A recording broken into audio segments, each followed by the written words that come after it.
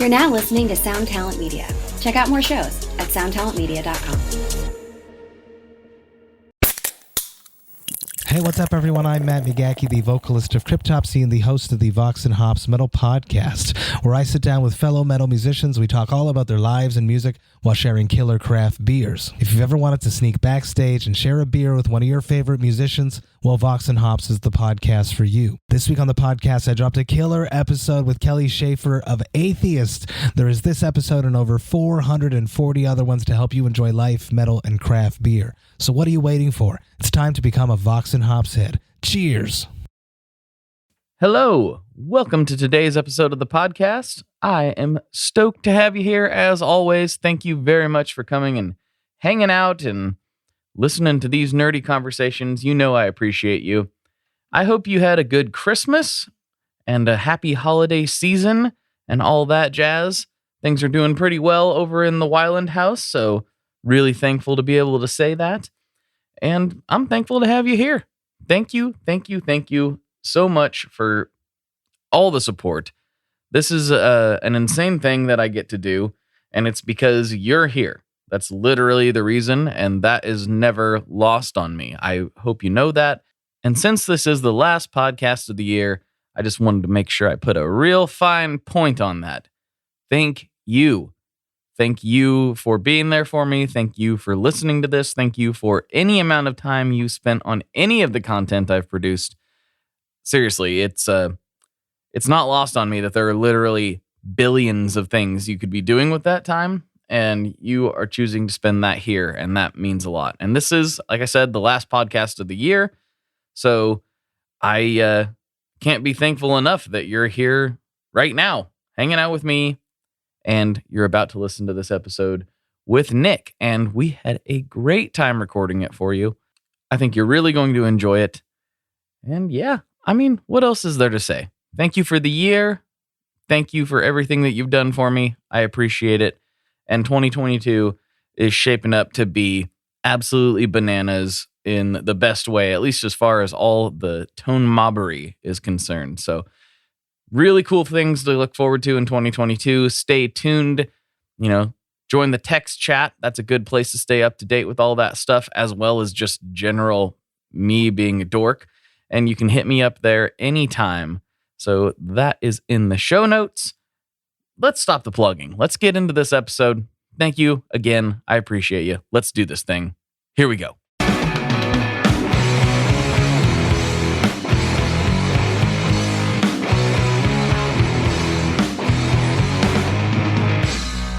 Hello, everyone. Welcome to another episode of the Tone Mob Podcast, the show about guitar stuff, occasionally, sometimes. I'm your host, Blake Weiland, and with me today, I have Nick Diener from Oneder Effects. Oh, wait. No, that's not right, is it? Hey, I'll take it. That was the original name. I have a studio that I run out of my house where I record bands, and I just needed a name. And I was watching That Thing You Do, one of my favorite movies, and I was like, I'm going to call this place Oneder Studios. Yeah. But every time I was mentioned in any kind of recording or video, people would actually say Wonder 9 times out of 10. Because I've seen the movie. Yeah. So then Oneder became this kind of special secret way to say it. So I was like, whatever, I'll just call it Wonder. Yeah. And that's where the effects pedals names came from too. So I was like, all right, we're going to call it Wonder Effects because I got Wonder Studios. But now it seems to be almost going the other direction where more people want to say Oneder. And I'm contemplating making that the official way. It's kind of fun. I think you should just keep saying it both ways. Just, keep them guessing. Yeah, just keep people on their toes.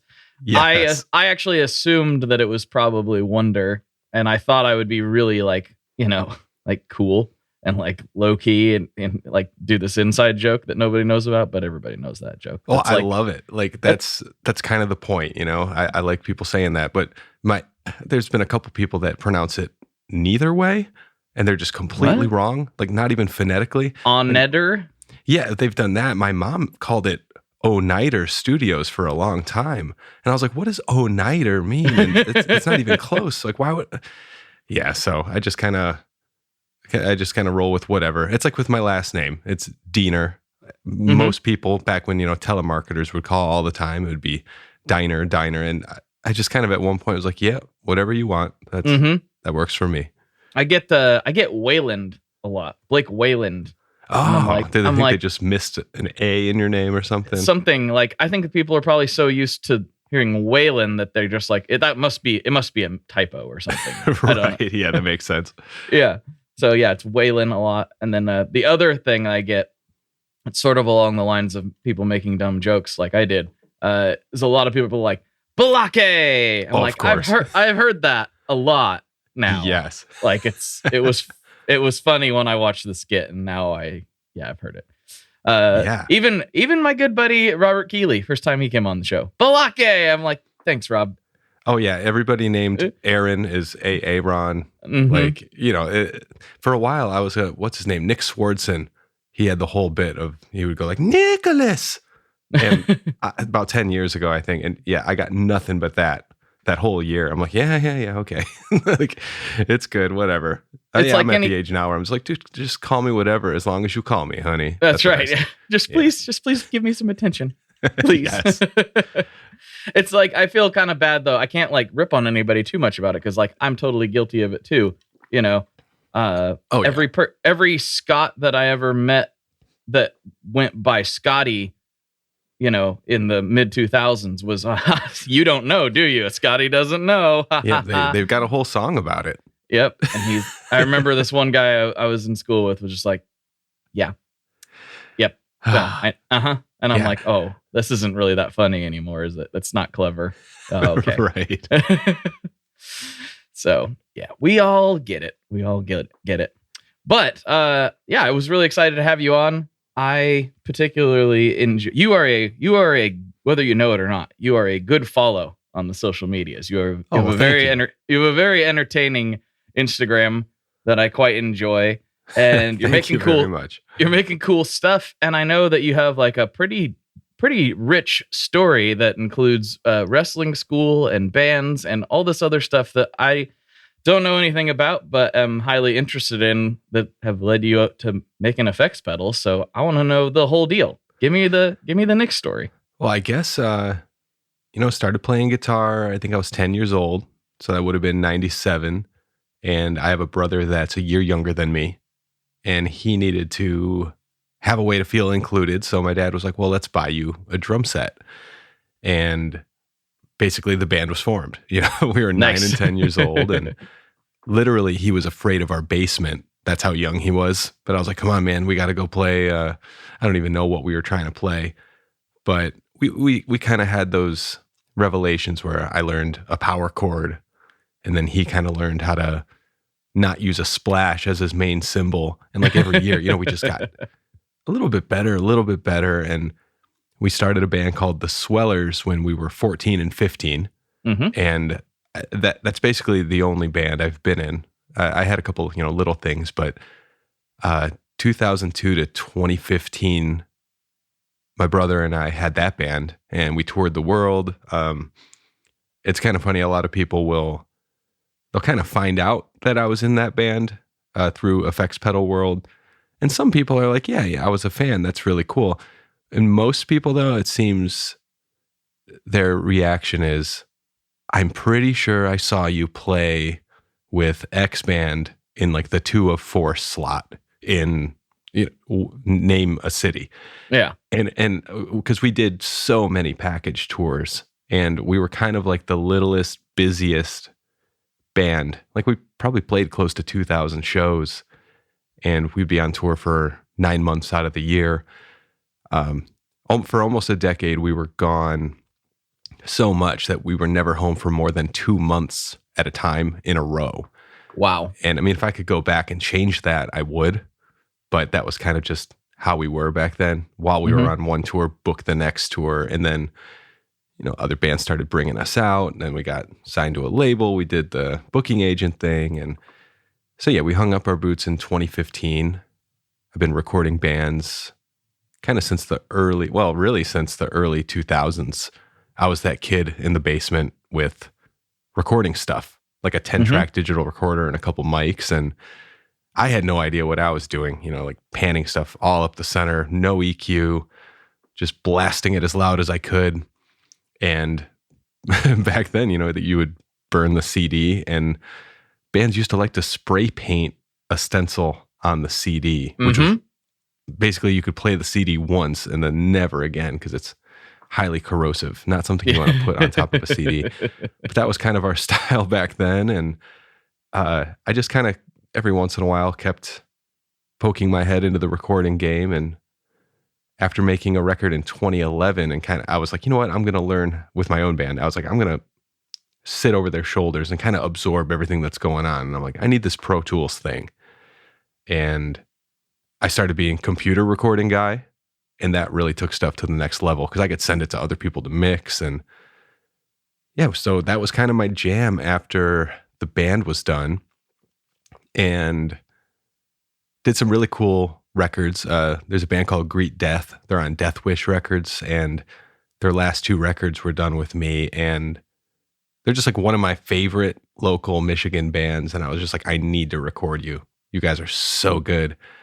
And they trusted me with everything. Their last record, they recorded all live in a room, except for the vocals and like a couple guitar overdubs, which is kind of my favorite way to record. And a band called Hot Mulligan, their older stuff, Forest Green, Lights Over Bridgeport. I know you were kind of into the skate punk sort of stuff. Did you ever know of a band called Much the Same? They were on Nitro Records. The name sounds familiar, but I don't think I do know them, no. Yeah, we grew up playing with them, and I recorded some of their demos in 2004, being the kid in the basement while they were on tour. Yeah. And then a couple years ago, they reformed and came to me to do their full length. So it was a total like, whoa, just kind of a full circle life thing. Yeah. A band called No Trigger came in last year. I think it was last year. These times it's hard to keep track of what's going on, but yeah, the studio thing is slowing down a bit. Got the family, little kids running around, and because I'm the one who doesn't have a boss, I'm usually the one carting them around everywhere and making the sacrifices to do whatever. But I love it. It's great. And I started doing the pedal thing kind of as a hobby, and it really escalated.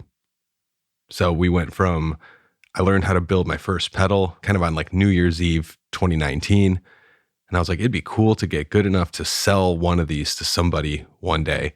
And then like the next week, someone was like, I want you to build me one of those. So I was like, okay, wow. For first pedal sold, that goal happened. And then I was like, it'd be cool to sell one pedal a month to somebody. And this could be my side thing. And then COVID hit and bands weren't really coming in the studio. So I was like, I'll make an Instagram for this company. And it became my main source of income. It became my job.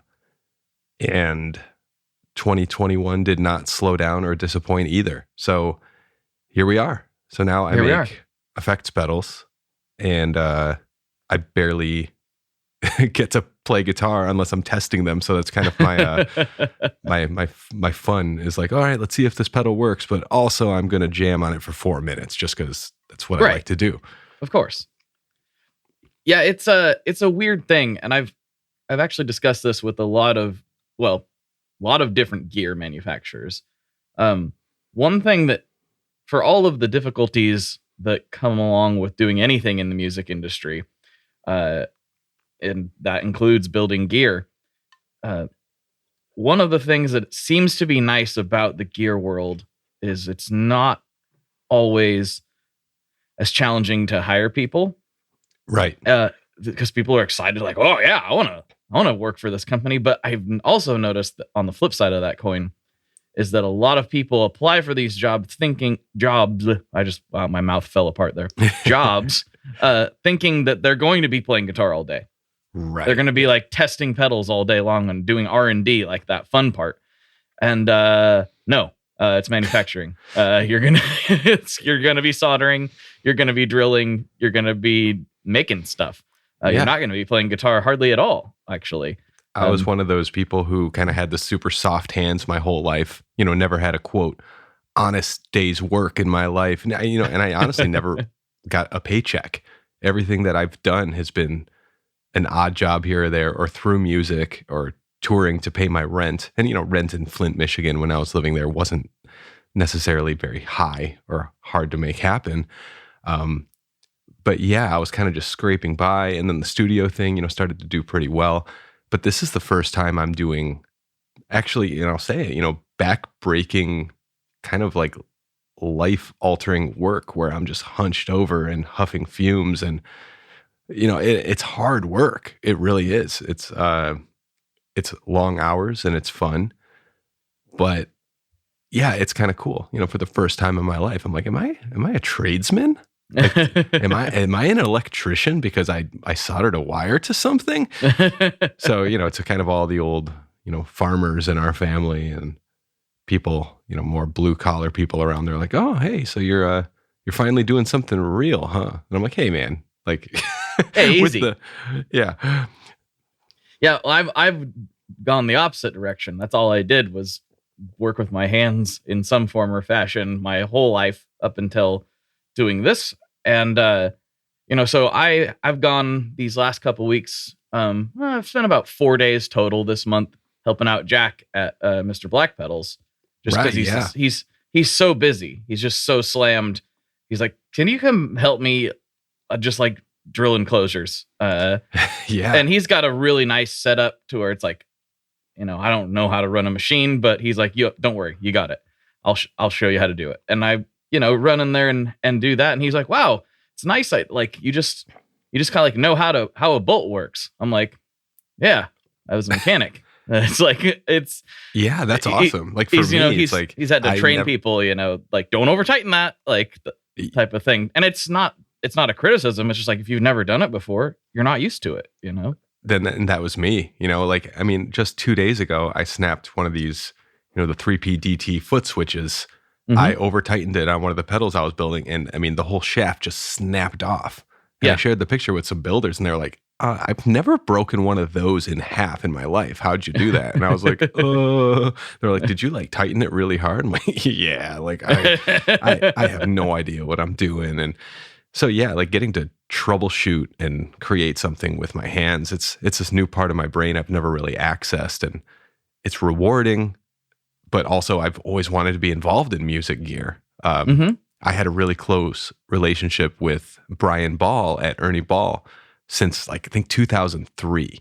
And it was one of those, my band played on the Ernie Ball stage. He picked our song, and then I emailed back and forth, and then we started playing their guitars and strings. And of course, I'm in love with gear. I'm in love with music. So I'm calling him and emailing him like every couple weeks, like, hey man, I got an idea for a guitar. He's like, all right, cool. And he's only a few years older than I am. And he was just doing A&R at the time. And now dude, he's like the head honcho. He's the president of Ernie Ball Company. So I was always like, I want to do A&R stuff. But, people weren't really doing remote work. Me being in Flint or Saginaw, Michigan, there's not a lot of companies who are doing A&R sort of stuff around there. So yeah, the pedal stuff, I'm able to do A&R and demo videos and building and marketing and all the stuff that I love by myself. And of course, I hire a bunch of other people to do powder coating and screen printing, circuit design. Yeah, I'm definitely annoying in that respect because I'm just like blabbering a bunch of nonsense in these emails. Like, I want it to be reddish, but silverish and sparkly, and I need the holes moved down. And they're like, what are you talking about? And then with the circuit, I'm just like, I want it to go like choo-choo without the zzz. And they're just like, okay, dude, you need to go read a book on how electronics work. But yeah, I do pretty much everything by ear. So, and I'm learning along the way, and people are really helpful. That's one thing about the pedal community is it seems like 99% of people in it want to help you and share their wealth of knowledge in some way. Yeah. Which is really nice. Yeah. Yeah. With pedals, I've learned so much about electronics through these conversations I've had with other pedal makers. And I know probably more than your average guitar player about this stuff, but I've still yet to actually myself sit down and build something. I've like built things for other people. I've done, little things here and there. And even know about like generally how op amps work and like things like that to a degree that most other guitar players probably don't. But yeah, I've still never sat there with a breadboard and tried to figure out anything myself. I do what you do. I'm like, I kind of want it to go without the zzz, and then the knob do this, and then but the taper, don't make the taper weird. I don't want it to go full on. Like I still explain things in those terms. I don't know if that's ever something that goes away. And it could be super helpful, I think. I've worked with some total circuit nerds who are very technical, and they'll throw up a graph and show me the curve of the EQ or something, and they're like, well, technically you're going to want to do this because you're going to have more range, and it goes 6 dB up and then it comes down to like 5. And I'm like, listen, I was in my studio and I played the thing that I made and I liked it and it was what I want, and I need it to be that way. And they're just like, okay. And we'll do like a couple different prototypes, and like just because something works on paper or on a computer, it's not necessarily going to sound better. My Wonder Drive pedal is a train wreck. Like it has an op amp. It's what creates the distortion. It's like any other distortion overdrive pedal. And then there's just, basically I ripped stuff out of a circuit board to see if it would still work. And like at one point I ripped out all the diodes, and I was like, all right, let's see what this does. And I cranked up the gain, and I just went, oh, that is really the sound that I've been looking for. That's cool. And then I got like a prototype board made. Matt Maines at X Adventure Audio, he designed it for me, and it just didn't work out like I thought it would. It had 5 knobs and a switch, and I was just kind of like, this is unfortunate, because I was really excited about this. And I kind of tossed it off to the side. And then when a band came in to record with me, I think it was No Trigger, we were looking for more sounds for distortion and overdrive, just more layers. Because honestly, just changing up a guitar and a pedal to add another layer, that's all you need sometimes. And I was like, how about, it's actually, I have the pedal over here, and I'm afraid to plug it in because it probably won't work anymore because I've continued to just rip stuff out of it. But I kept the knobs all in one place, except for the volume and the gain. And then I think one of them, they're from Boston, and they were like, oh, what do you got here? A Wonder Drive? And I was kind of like, oh man. So I came back to Matt Maines, and I'm like, I think we just need to fix these pots in this one spot because they don't help. And the volume and the gain are the real winners. And then I was trying to fix, like, there's kind of a crackly decay that some drive pedals have. And to me, in my sensitive ear, I was like, this is a bad pedal because it has this crackly decay. It's driving me crazy. I don't know how to make a pedal. I'm a failure. So I'm like, we need to have a switch that goes to some diodes. We need to smooth this thing out. Right. It did not work. But the diode arrangement on the switch, it's like silicon, and then an LED all in a row, which is not normal. It's not, on paper, not good. It's something where they were like, you sure about that? And it did not smooth out the crackly decay at all, but it created this other voice that was very like mid-focused, rolls off some of the bass and some of the high. And I was like, ooh, it's like a vintage thing. And kind of like the Klon, the diodes don't really kick in until the gain's about halfway. Yeah. And I was like, oh, are these my mythical diodes? Are these? So I was kind of like, man, I'm going to market this as like the vintage or like the less setting. Because up until that point, I didn't realize that most of pedal stuff is just marketing and calling something kind of what it sounds like to the builder. Some pedals will have like numbers of frequencies on them, and it's like, okay, cool, nerd, I get it, might be helpful. But if I just call a pedal something weird like sauce, because it's like, oh, that makes it more saucy. I'm like, okay, I see where they get it now. So that was kind of a cool learning experience. I created that pedal by accident, and I loved it, and I did a bunch of stuff to it that was really unorthodox, and and it's weird. But people seem to like it, so I'm going to keep making it. It's a strange thing because, you know, you can make technically wrong circuits, but if the result is whatever you're trying to get it to sound like, you're not trying to make the most electronically correct thing that you can. Right, you know, you're not looking for the cleanest signal path, or I mean, sometimes you are, but the real point is to get a sound that you're shooting for. And I've told this story on the podcast a million times, and I wish I could remember where I read it, but I can't. It was on some forum somewhere 7 years ago. Yeah. But it was like this person brought in a Death by Audio pedal. I don't remember which one it was, but apparently they had or have a circuit where like it's essentially like everything's backwards from how it's supposed to be. I think like the op amp was backward. I can't remember what was backwards. Something was actually physically oriented incorrectly to where it doesn't work correctly, quote unquote. Yeah, and sometimes it'll still pass signal, even though it's not the way it's supposed to be. But you'll get something. Yep. And the electronics instructor told him like, "This is the dumbest design I've ever seen. Why would anybody do it like this?" And it's like, but it sounds good. So is it dumb? Like, not if it sounds good. That's the whole point. Right. You know, if you can scream into a microphone and run it through a big muff and it's the sound you're looking for, then it's the right sound, even though that's technically not the thing you should do, you know? Yeah, exactly. And, you know, with my Wonder Drive, I tried to do a few things to make it a little more, I guess, usable, normal, but then the sound that I liked went away. You know, it's like, and I love that pedal cranked all the way up, like clean amp, gain and volume all the way. And it's that 90s thick, almost fuzzy distortion that's just like, and I couldn't believe that I made that, you know, and I was just like, oh, this is so cool. So at one point I was like, I'm done messing with that. But sorry, I just heard my dog's name being yelled in an angry manner. So I was like, oh God, is my dog down in the basement, which would not be good. They're not good dogs. They're sweet, but they eat stuff for attention. They're hungry.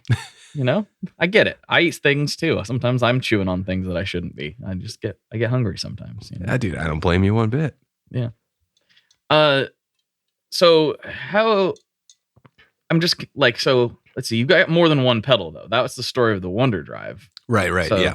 So what about the rest of the stuff here? So I have another pedal called the Red Rider, which was actually the first thing I wanted to design. You know, I love A Christmas Story, and I was like, you know what, Red Rider's a cool name for a pedal. Hopefully I don't get a cease and desist from Daisy Air Rifles, but they might be okay with it. But yeah, that was kind of what the Wonder Drive was supposed to be with all the knobs, and it didn't work the way I wanted it to. It worked, but you know, it wasn't right. So I wanted the Red Rider to kind of be my ideal, like, sure, it's a dirt box, but kind of my bass preamp box. I love to have a little bit of dirt with a blend knob, and you're able to kind of like mess around with the EQ, because like Sans amps are really cool, but there's something about them that I'm just like, you know, I don't really want to use it on a recording. I'd rather just grab, you know, just something else. And instead of running 2 amps, one dirty, one clean, because I love to have that bass low end just come through naturally. So yeah, the Red Rider was basically that. And it just so happens that I kind of reverse engineered that.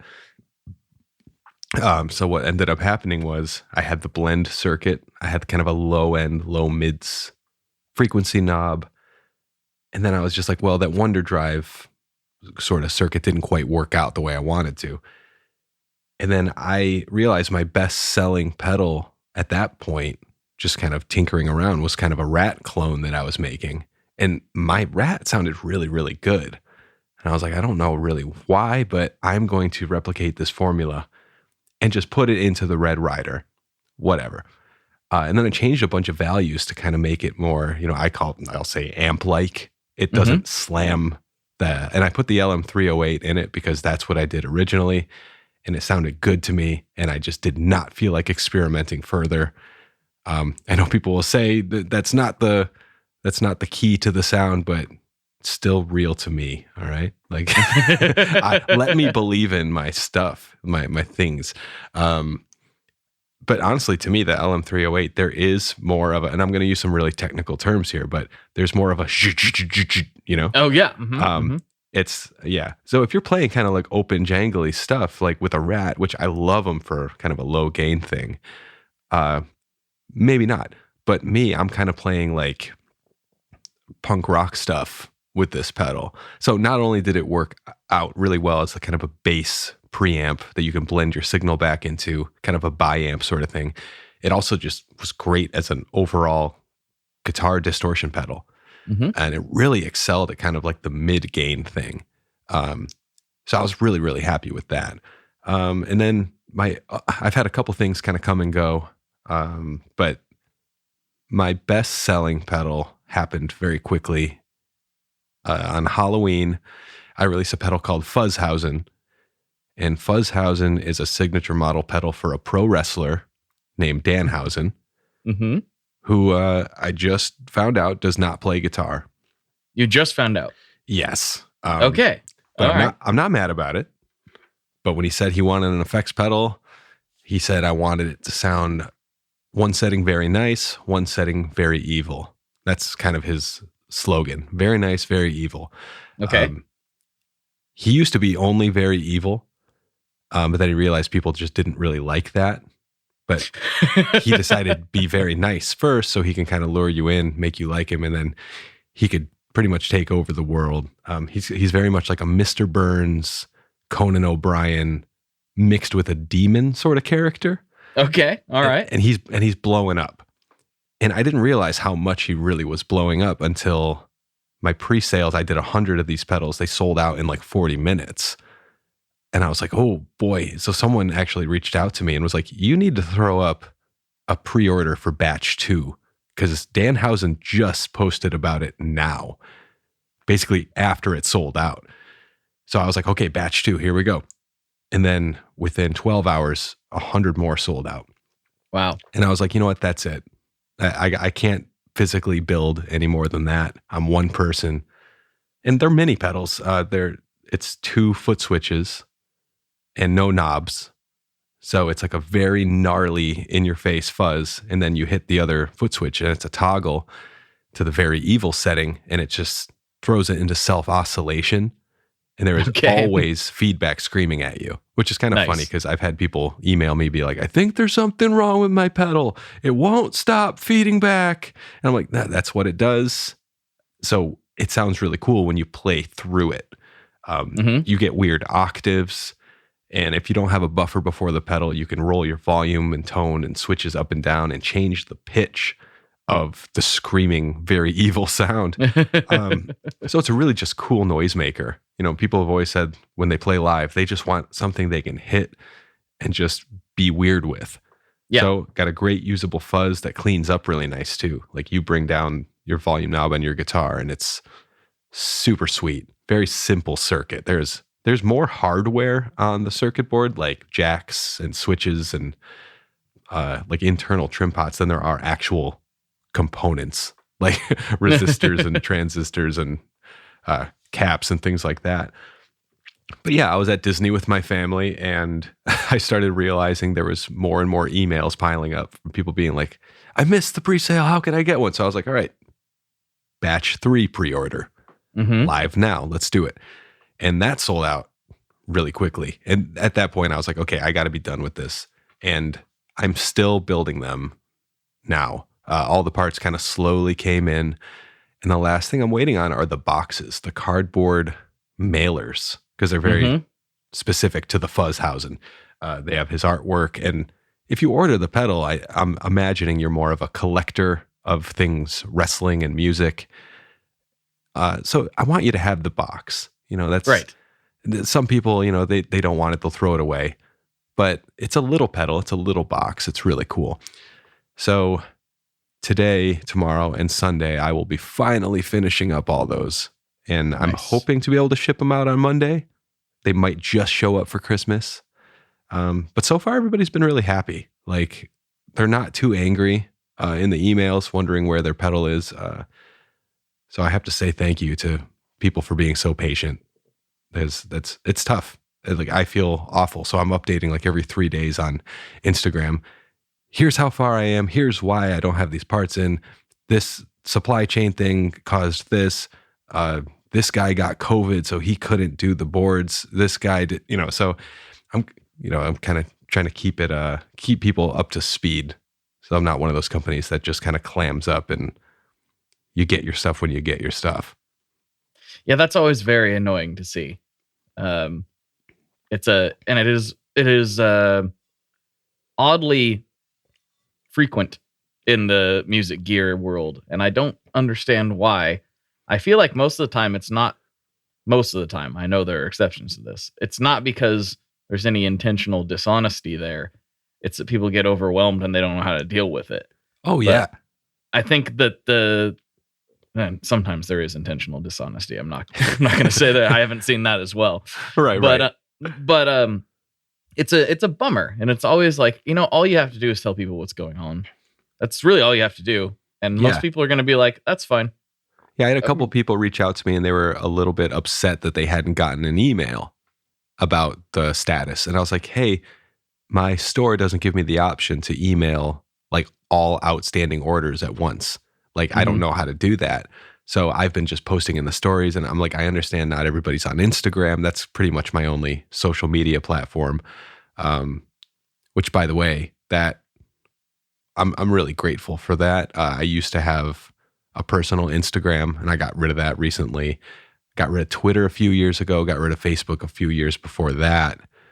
And it's been really freeing. Like, I'm someone who probably shouldn't be on social media. I can't handle it. I think a lot of people can, or think they can, which are the ones you got to watch out for. But yeah, just kind of being in my own little pedal world, it's pretty comforting. But I also miss out on a lot of current world events. I don't really know what's going on, and I might see something on like a TikTok or something that someone sends me, and I'm like, "Oh, what's this?" And they're like, "Oh, you've been under a rock for a while, huh?" But yeah, I want to be nice company guy. I fear people feeling let down. That is like, if you don't like my pedal, that's fine. It happens. But if you're like really sad about waiting for it, that really hurts my heart. So like, I don't want that to happen. So I have to ask, since he doesn't play guitar, most people who don't play guitar don't even know what pedals are. How did he even know that he wanted an effects pedal?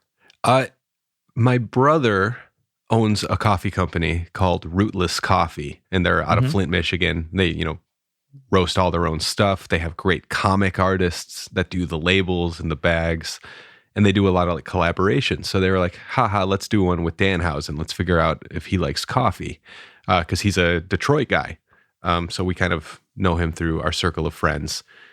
And he was like, yeah, let's do it. Let's do a Danhausen coffee. And I think I was the one to reach out to him. And my brother said, hey, thanks so much for reaching out to Danhausen for us. His coffee is our number one bestseller. His fans are crazy. They are eating it up. And then he said, you should ask him if he wants a fuzz pedal. Ha ha. So I was like, all right. So I texted him, I'm like, hey, you want to do a fuzz pedal? We'll call it Fuzzhausen, because he puts hausen at the end of most words. And he was just like, yeah, let's do it. And I was like, wait, really? And he's like, yeah. And I'm like, oh, dude, I mean, I'll send you 10% of everything that I sell for using your likeness, but are you sure? And he's like, yeah, let's do it. And it just happened really fast. I had the circuit already that I really loved. I used to have a bigger pedal called the Goon Fuzz, and it was this Fuzzhausen is 1/5 the size, but does the same thing, just doesn't have a knob. So it's kind of cool that I was able to shrink it into this tiny package. But yeah, and it ended up being real cool. And I'm sort of kind of getting back into the wrestling world again through him. There was wrestlers in the past that got me really stoked, and I'd be like, all right, I'm going to pay attention again. There's this guy, RJ City, who is just full of charisma. Just an Italian mother's boy who just complains all the time. And he has a podcast that was like 10, 15-minute episodes of him just talking. And I was like, oh, I want to do that. So that's when I started my podcast called What a Wonderful World. Wonderful, spelled my dumb way. And I was like, this is cool. Podcasts don't need to be long because I have too much anxiety thinking about getting guests and making the time for it. So I was like, I can talk about myself for like 15 minutes once a week and have some extra content. It was actually on your podcast, Blake. I think it was with the String Joy dude. I don't remember his name. Scott, another Scott. Scotty doesn't know. Yeah, he was talking about ways to branch out.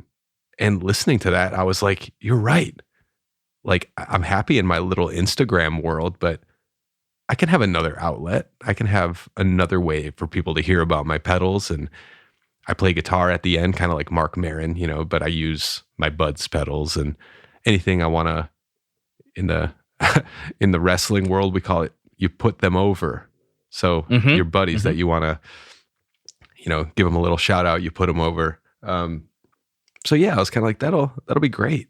So yeah, thanks for that podcast episode. And thanks for having me on. I didn't even say that yet. I just started talking about myself instantly, and here we are. That's what you're used to, Yeah. Oh yeah. Oh yeah. Yeah. It's the real nice thing about podcasting is it's the Achilles heel, but it's also a benefit. If you can get people to subscribe, there is no real algorithm for most of the podcast players. I mean, Spotify is getting a little bit algorithm-ish with how they do it, because like, even if you're not following a podcast, if you it was one of the last 6 things you listen to and they publish another episode, you'll get a little update. Oh, right. So it's a little starting to slide that way a little bit, but most of them, it's still just like, if you're subscribed, you'll know when there's a new episode. That's cool. Yeah. There's no filter. It's the same reason I really like my text chat.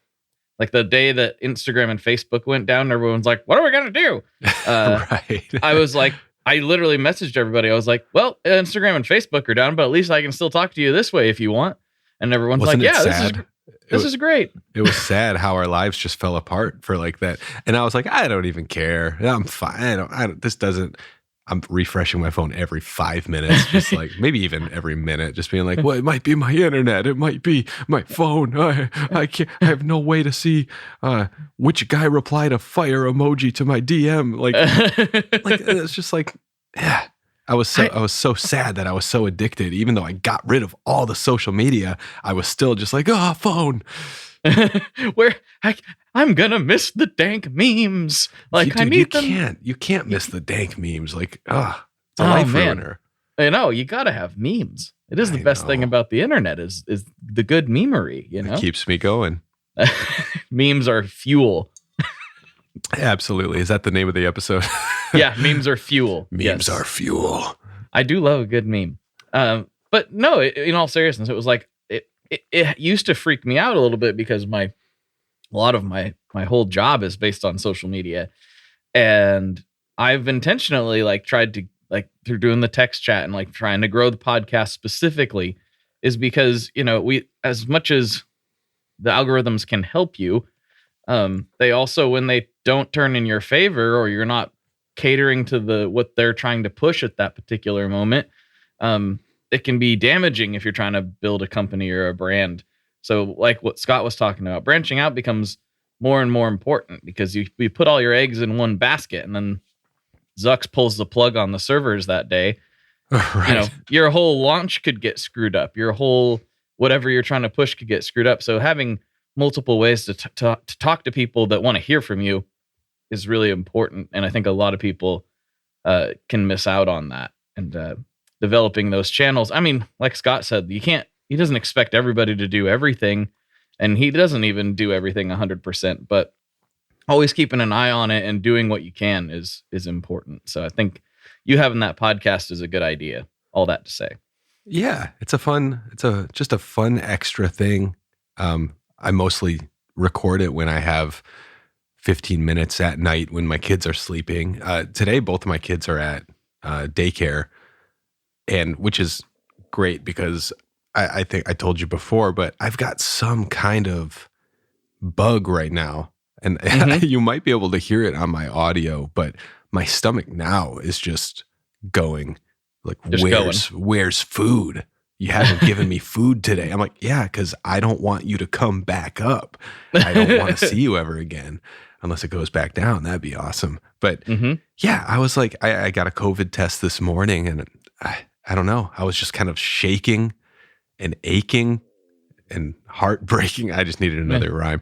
But I just kind of was like, oh man, this is not good. I've had so many symptoms in the last 5 days. It was like sore throat. And then the next day, runny nose. Then the next day, bad cough. And then, last night, it was like whole body feels like I was just hit by a bunch of baseball bats. But yeah, it's nice to know that I'm just getting old and falling apart and it's not a virus. All that to say. Oh yeah, that's really nice to know. Yeah. It's nice to know that those things. Yeah, I'm getting old and falling apart too. I recently converted to a standing desk, which I probably should have done a long time ago. Excellent. I really like it. I like it a lot. But the thing that drove that was I had a really long podcast, and it went really well, and everything was fine. And then I walked in the house, and I was like, "Huh, my back kind of hurts." And then it was like, what did I do? Well, I didn't do anything. I didn't even exercise that day. Or like, I don't know. And then it was like, now my back really hurts. And it was like, I'm going to lay on the couch for a couple of days because I can't really move. So that's cool. And it was like, sad. What caused it? You hurt your back by sitting for 2 hours, you old idiot. Like, yes, it's so sad. Like you hear about, I'm getting old, I'm falling apart. Dude, the second you hit 30, it just starts happening. Dude, I got so many things on my body, like surgically altered without going into detail.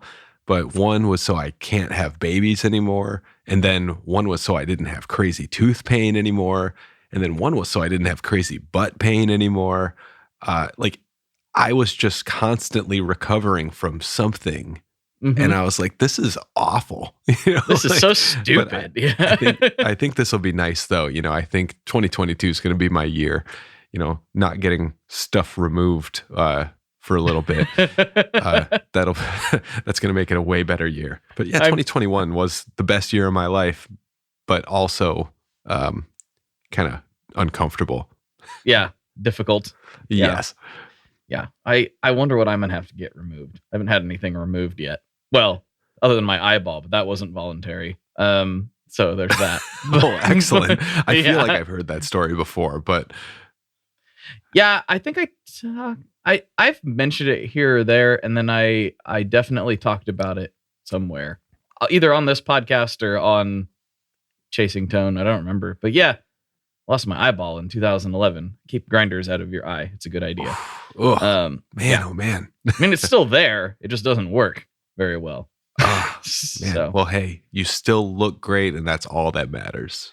The biggest bummer about it, other than it not working anymore, is I had a sweet line, like a movie villain, like cut.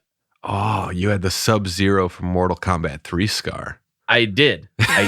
Yes. And I was like, I don't want to lose my eye. I literally said this to a guy. I was like, I don't want to lose my eye. I hope it heals up. But if it doesn't, I hope this sweet cut like scars, because that's awesome. Right. And it didn't. So I didn't even get that. I lost the eye. I didn't get the scar. I'm like, this just didn't work out at all. Like, yeah, that's a bum transaction, man. Yeah, when you're a kid, if you're ever like on a video game where you create your own character or whatever, dude, you always put that scar. You're always like, oh yeah, this means I've been through some stuff. Here we go. It was like legit. I was looking at it. I was like, this is going to be awesome. Like, it's going to look so cool. People will be so scared. Your poor wife probably like, please no. Just like, don't wish for these crazy scars across your face. Oh, I mean, a lot of people have been like, I'm surprised you don't wear an eye patch. And I said, well, the thing that still works well is my peripheral. Like I've got most of that. I can still see my hand like going over here. So I still have that. Yeah, that's the stuff right in important. front That's of me good. that I can't see. That's so. Oh yeah. Well, at least you're more of like you're like a ninja assassin now. Like if someone comes up behind you, you could probably get it. But Probably. Yeah. But if they're in front of me, they can just punch me right in the face. We'll never see it coming. You just got to like figure out your whole strategy. But but yeah, it's a weird thing. But yeah, no scar. And I have also said this before. My wife's like, well, it's good that your eye doesn't look weird. I'm like, yeah, that is good. But if it did, I'd be wearing an eye patch. 100%. oh yeah, like that's 100%. Like if you can't have a scar, you get an eye patch. Mhm. But then it's like, well, if you ever reveal that you have two eyes just looking straight ahead, no scar, they're like, okay, like, do you really need to be a half-ass pirate right now? That's the thing. Well, and if my peripherals didn't work, because like sometimes it is a little uncomfortable. Yeah. And it would be better to just close it. But if my peripherals didn't work, I probably still would rock the eye patch, just so people are routinely throwing things at me, like I can catch them like a normal person. And I can't. No. Yeah. They're like, here, catch. Blah. I can't catch it. I also can't drive at night anymore. I mean, I can, but I complain about it the whole time.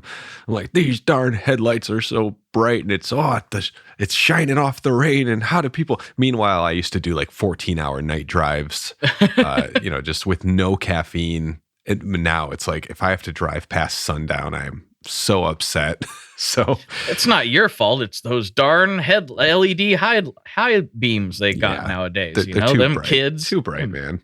Them kids and their blue headlights driving around. What are they doing? Right. These young whippersnappers are ruining everything. There's Zima and their hula hoops. Dan Fogelberg. It's a basketball reference. Mm-hmm. I reference basketball probably once a day. And every once in a while. Day? Yeah, there was one time we watched basketball, I think 8 times in a row.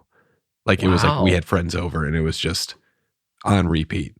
And it was probably a lot of basketball. Like a year after it came out, on VHS, and it was just like, rewind, get it going again. So yeah, it's that one's ingrained in my skull pretty hard. Nice. So I see we're getting close to the end of the podcast. And what I like to do at this point is give you the opportunity to, if you want to shout out your uncle, or if you want to plug anything you want to plug, or if there's something you've been wanting to tell a few thousand people, now's your opportunity to do just that. Oh, cool. Yeah, thanks again for having me on. Wonder Effects on Instagram, or wondereffects.com. That's Oneder, because I like to make things difficult. If you want to see what kind of pedals I'm making, or if you want to get a 15-minute podcast in every now and then, that's a new thing I'm doing. We got some cool new pedals coming up in 2022. And I keep telling myself, I'll be a real company next year. No, next year. Like we're finally going to get it. But I think that's just par for the course. I think every year I'm going to act like I'm not real until I, get achieve my goals. And then I get some new goals set right after that. And I'm kind of back to square one, which I guess is good. That's a good way to grow. But it's frustrating. But yeah, I'm really loving it. I'm loving the pedal community and builders and just people just talking to me. I spend a lot of time with my kids. I have a almost 1-year-old and a 4-year-old. So getting to talk to other, semi-adults, I don't really call us full adults. Like, not me. Yeah, we're just saying, you know how it is. I'm old, but I'm not an adult. Yeah, exactly. But yeah, it's kind of nice to make a new set of friends. But yeah, that's about it. Just making pedals. I might make music again someday. I just don't have any time, but I do have a recording studio and a bunch of songs in my head. So I think that's another outlet that'll be good for my busy dad heart. Yes. Yeah, that's always good to do. If I keep just telling myself I don't have time, I'll keep putting it off. But if I just get out an EP, I think I'll be able to kind of have a sigh of relief. You got to set a schedule. That's what I did. Yes. I kept doing the same thing. I don't have time. And And then it would have been December of 2020, I believe. I was like, I'm going to have a record. I'm going to have an EP at least. And it kind of turned into a full record. Nice. By February, whatever it was. I can't remember. I set a specific date, like February 7th or some random day. And I told the text chat that I was going to do that. And I was like, kind of public, like, I'm doing this. And once you do that, then you have to, because you don't want to let anybody down. Yes. And so I did it. And then it got really easy. Like it just kind of, I'm just like, oh, it just fell out. That's it is. Great. I think once you get started, it just comes spilling out. I haven't really stopped. And so that's awesome. You got to rip the Band-Aid off. That's my point. You got to rip the Band-Aid off. And having, the text chat people holding you accountable. It's kind of like when my band would book studio time, knowing we didn't have the record fully done. Mm-hmm. It was like, all right, in a month, and of course I didn't finish lyrics until the day before I had to sing, things like that. Of course. But I think nowadays my vocal style is very much, I don't care about words and I don't care about hitting the right notes. I just like loud guitars, and the vocals are kind of just there as like another instrument. So, and also I don't want to sing high and loud anymore. I did some real damage to my voice, I think, just singing stuff that was too hard for me to sing so many days in a row, and, not caring about vocal warm-ups or anything like that. So yeah, maybe some new music. Who knows? Do it. Yeah, you got to take care of the voice. Now you're a podcaster. You got to have that thing, Oh, you're right. I'm still trying to figure out the voice too. Like I kind of have this low, quiet thing going, but then every once in a while, I'm like, oh man, maybe I should back up a couple inches and kind of give it this kind of thing, like a little more radio-y, but I don't know. No, you just do it. Comfy. You just do it. You just let it come as it's supposed to come. This is my podcast voice is, it's not on purpose, but because I know that I'm recording into a microphone, I talk a little bit slower than I probably do, just because I want to make sure that I don't, but I still do that anyway. Right. Whereas in real life, I might be like, yeah, what about, and like shoot it out there. But I try to be a little more measured. So I think that can come off as like, I don't know, like I actually know what I'm doing. Yes. And I don't, I just speak. I have kind of dramatic pauses when I'm recording my own podcast, because I'll go in and kind of clean it up a little bit if there's weird mouth sounds and things like that. And I'll be like, why did I take a 4-second pause? In the moment, it felt very normal. But I was like, you know what? If I take 4-second pauses like once every minute, I could probably shrink this thing down by a couple minutes. So yeah, I think I'm figuring out the cadence and the pace. But yeah, it's different when you're doing it solo. Like it takes me forever sometimes, not all the time. Sometimes it just like goes really well, but to do the intros and to do the ads, sometimes I'm like, this took like 45 minutes to do a 2-minute intro because I kept saying stupid things because I don't write it down. I just speak and then I listen back. I'm like, yeah, that's the one. There you go. Yep. That's why you just got to hire your kid to do it and then you're all good. That's right. Except he's telling me I don't pay him enough. So I don't understand what that's about. But the kids these days, this generation, they're so entitled, So entitled. They just want to get paid for nothing. Yeah. It's like you weren't even born in a real year. Like my kid was born in 2017. Like you can't be born in 2017. Get out of here. That doesn't even make any sense. That's not even. My daughter was born in 2021. That's this year. Like you're not real. You don't exist yet. Yeah, it still blows my mind, dude. It's so crazy. Yeah. Well, this is slightly of a slight sidebar, but like in doing the solo podcast thing, I'm not very good at it. I have to have somebody else to bounce off of, especially if I'm going to go for an hour plus. It's just too hard. Yeah. It's too hard. But what I'm doing now, this next musical project, is like it's music, and then it's a written story, and there's narration. And they'll all come out. They'll come out together. This is the intention anyway. They'll come out together, like as a podcast. So the album will come out similar to my last one, and it'll be a whole one-piece episode. Oh, cool. But the challenge there is the narration, because I'm trying to read it in a way that makes sense with the music and kind of follows the beat of the music. But if you got rid of the music, you could just listen to it as an audiobook and it would make sense. I like that. Yeah. It's really, it's presenting itself. This was like my whole idea. I'm like, this is going to be so fun. I'm going to love it. And it is fun. Don't get me wrong. But that angle of trying to make it work both in all ways is proving to be really difficult. Oh yeah, I bet, man. Because it's not like rhythmic. It's not like it's like on beat, but it still has to work with the backing track, you know? Right. Yeah. So yeah, it's proving to be a little bit weird, but I'm powering through it. It's a fun project. It's a fun challenge. Talking over music is honestly way easier for me. In my podcast, I mean, I've only done 2, but I kind of have this incidental music kind of going out of the intro music, and I'm like, hey, blah, blah, blah, blah, blah, and the music sort of trails off, and that's where I feel the best. I'm like, ooh, I'm a podcast guy, so maybe I'll just keep that going in the background when I'm recording and then delete it, just so I'm like, oh, I got something. That might work. I'll just keep it on a loop. Mm-hmm. Do whatever feels good, you know? That's how you can make the best stuff. It's like, this is my life. Just getting text after text of like, we picking up the kids at 4:30? 4:30 good? Like, the kids are fine. I was like, yes. I think I'm finally getting my wife to go pick them up because I'm like, I'm podcasting. I don't think you know how important this is. So, and also I'm sick. So I've got so many excuses today. This is like the best day ever, dude. So thanks again for letting me on here. Is your wife going to listen to this? Are you going to be in trouble? I don't know. You'll be in trouble for something else. It'll be fine. Yeah.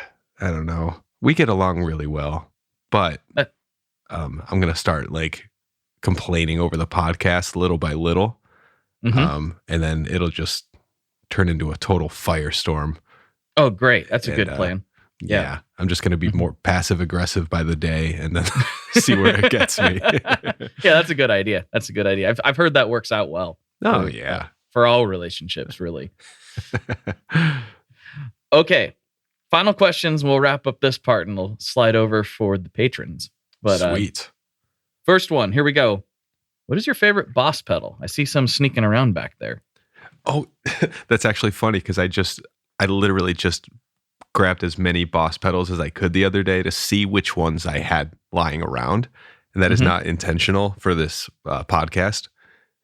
But I realized I have some oddball Boss pedals. I don't have like the staples.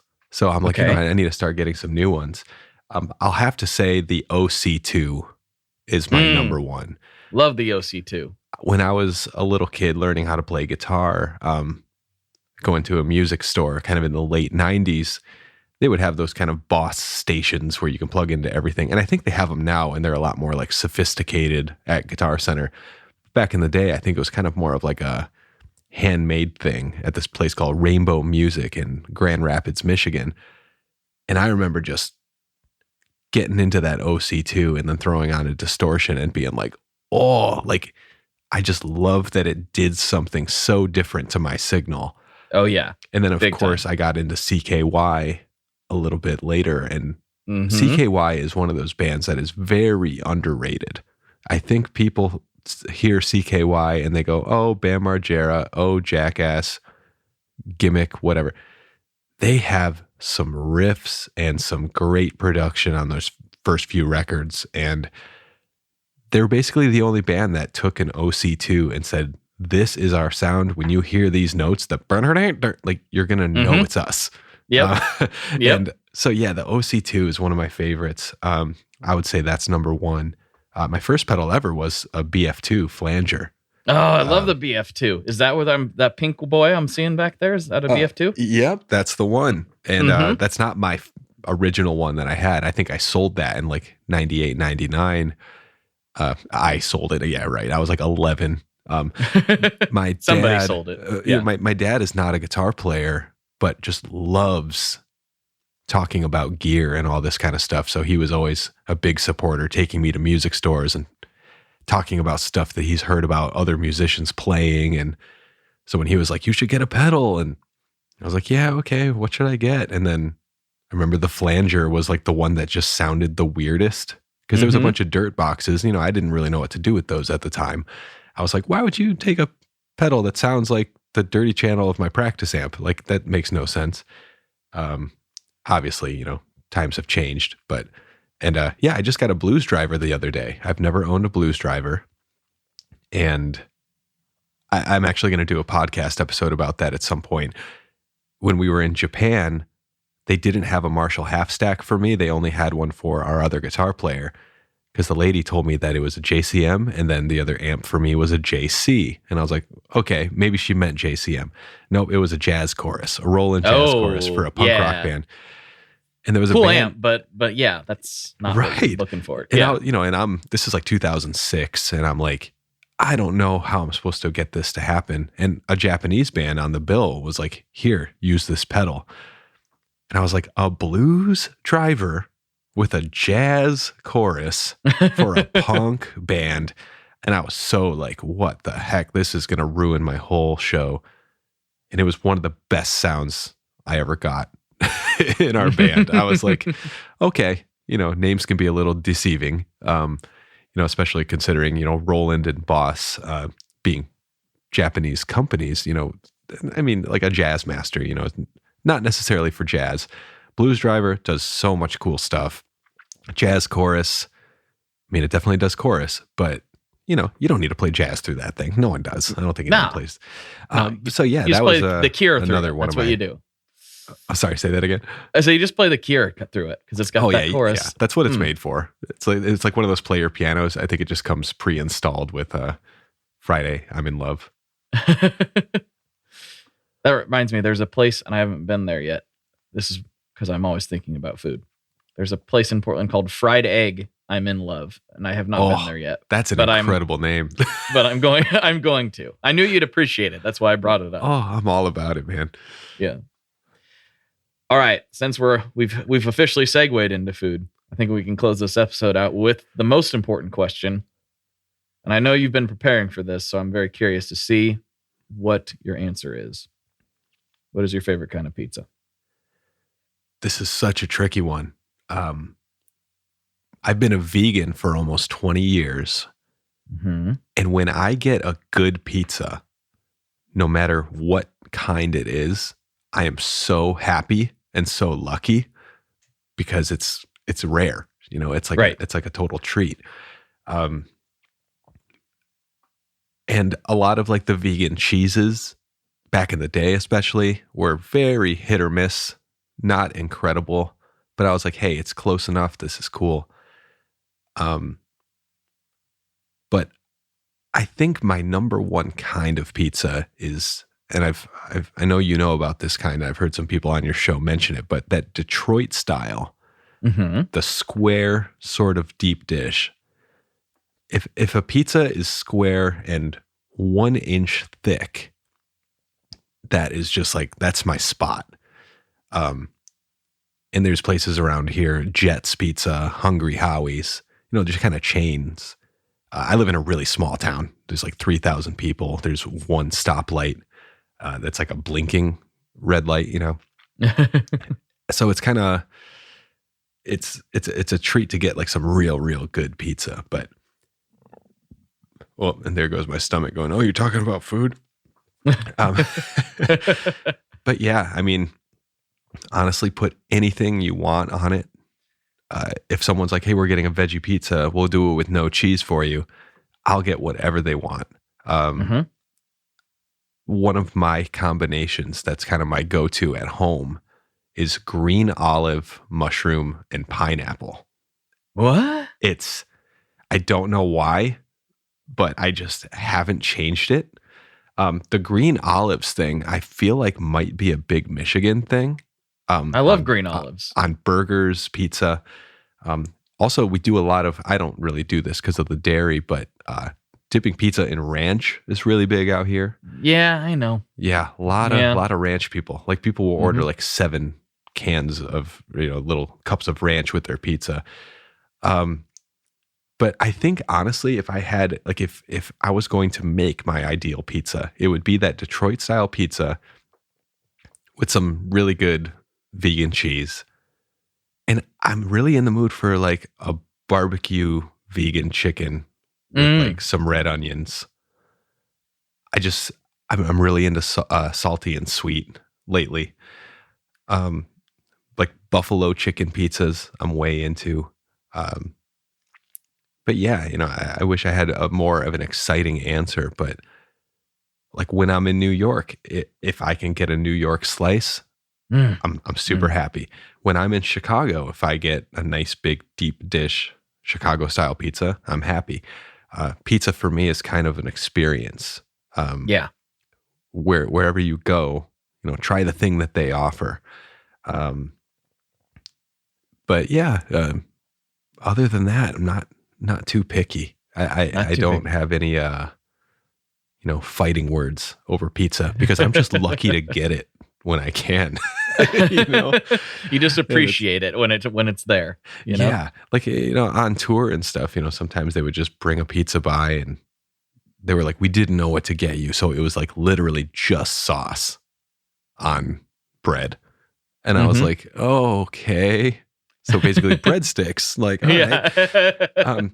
So yeah, I've kind of seen it all. But yeah, that's also, I'm a big calzone guy. Calzones are fun. Because a lot of times I'll eat a pizza by myself. If it's me and my brother, he eats pretty much the same way I do. He's not a strict vegan, but he's lactose intolerant. If I'm with him, we'll just split a pizza or something like that. And I'm like, I'll just have whatever you're having. But yeah, if I'm like the one guy doing the cheeseless, boring thing, I'm like, all right, give me a calzone or a stromboli. Because people won't judge me if they can't see the inside. It's kind of like a secret shameful pizza. That's a good name for the episode. Secret shameful pizza. I like that. That might be it. That's good stuff. Yeah, I don't probably talk about it enough, but a good calzone is a lot of fun. A stromboli is a lot of fun. They're what I also shove Chicago deep dish into this category of pizza cousins, and that's somewhat controversial for me to do that. No, I agree. Like it's Chicago style pizza, and you're like, okay, pizza in quotes. This is good. This is a giant cake made of pizza ingredients. It's great, but yeah, it's a thing. It's a whole thing. We have a pizza. And so there's a pizza sauce that a friend of mine's wife makes, and then my wife got the recipe. Actually, now that I think about it, it's actually a Guy Fieri recipe. Ooh. And it's essentially it's a little more complicated than this, but essentially it's just like if you took a pizza with a lot of sauce and just scraped it off into a bowl and threw the crust in the garbage. Whoa. Ooh, that actually sounds nice. And then you just dip it with corn chips. Oh, man. It's not pizza, but it's a pizza cousin. It's a pizza-related item. You're bringing my appetite back. Like, I was kind of like anti-food all day because I've been feeling sick, but now you're talking about like this pizza scooping cousin, and I'm just like, I need to make this happen. This is great. Pizza scooping cousin could also be the name of the episode. I think that's the official Guy Fieri recipe. Pizza scooping cousin. my pizza scooping cousin over here, Yeah, everybody has that guy. Everybody has that pizza scooping cousin in their family. Yeah, that's me, I think, most of the time. Well, dude, thank you so much for coming on. This was a lot of fun. I appreciate you taking the time, and I'm looking forward to seeing what other kind of weirdness we can get into here in a minute. Excellent. Yeah, thanks again so much. I appreciate it. Yeah, dude. All right, everybody. For Nick, this is Blake. And as always, folks, good luck and good tones. There you have it. 2021. It's over. It's done. That's the last podcast of 2021. I mean, I'm going to be back next week, but if you can't wait that long, you can slide over to patreon.com/tonemob, where for $5 a month, you will get extra bonus content, including a big long conversation with my dude, Nick. We talked for a long time after this. We have recorded it for the supporters of this show. If you can do that, I super appreciate you. If not, no sweat. I get it. And if you could do one thing for me, I know I ask for this every week, but you may not have done it yet. And if you haven't, please share this with somebody. Plop it on your social medias, text the episode to your friend, whatever it may be. That's the challenge. Your favorite episode of this podcast, grab the link, send it to your friend. Say, listen to this. I think you're going to like it. I would appreciate that so much. It is massively helpful. I really, really, really would. Okay, that's probably enough. Let's close out the year. Let's close out this podcast. Stay tuned for 2022. There is some stuff in the works, let me tell you. Especially, honestly, or very early in the year, there's something pretty rad coming. Pretty rad. I'm really excited about it. And I think everybody's going to hear about it. So check it out on, well, I mean, you can't check it out yet, but stay tuned to the Tone Mob socials, the text chat, the email newsletter, this podcast, of course. And I'm not going to let the cat too much out of the bag, but stay tuned to the Big Ear Pedals feed. Check out their Instagram, check out their website, their newsletter, of course. Big Ear Pedals. My people, Grant and Karen, we've got something big time coming. It's going to be weird. It's going to be awesome. It's going to be tasty. So look for that very early in 2022. All right. That's enough plugging for this week. Talk to you next time. Bye-bye. One last thing before we totally sign off here. I just want to remind you that if you do any shopping at Stringjoy, that's Stringjoy guitar strings made in Nashville, that will help me out as well. As I've said for years, I'm heavily involved in that company, and I really do think they're making the best products on the market. So if you would like to try custom strings, go to tonemob.com/stringjoy and check them out today. I seriously love what the team down there is doing. I help them out with all kinds of things, and by you supporting them, you are also supporting me as well. And hey, you need some strings, so why not get some custom strings just for your guitar and playing style? Again, the link for that is tonemob.com/stringjoy, and that will take you right to their website, and you can do all your shopping through there, and that will help everyone involved out. So thank you very much. Talk to you next time. We are brought to you by the wonderful folks at Gun Street Wiring Shop. Yes, Gun Street Wiring Shop. I've talked about them before. I used to say based out of Bend, Oregon, but guess what? Sean moved to my neck of the woods. Sean's in Portland. Sean is awesome and has helped me with a bunch of stuff lately. And if you have wiring needs for your guitar, he can help you too. If you want to get weird with it, he can get weird. If you just need to spruce things up a little bit, there's your guy. He takes all the guesswork out of doing your guitar wiring, and he makes it simple, and his customer service is top-notch, and I can't say enough good things about Gun Street as a company. I really respect Sean and what he's all about, and the product is top-notch. I've got 3 different guitars that now have Gun Street harnesses in them, and I could not be happier. So go to gunstreetwiringshop.com and check them out.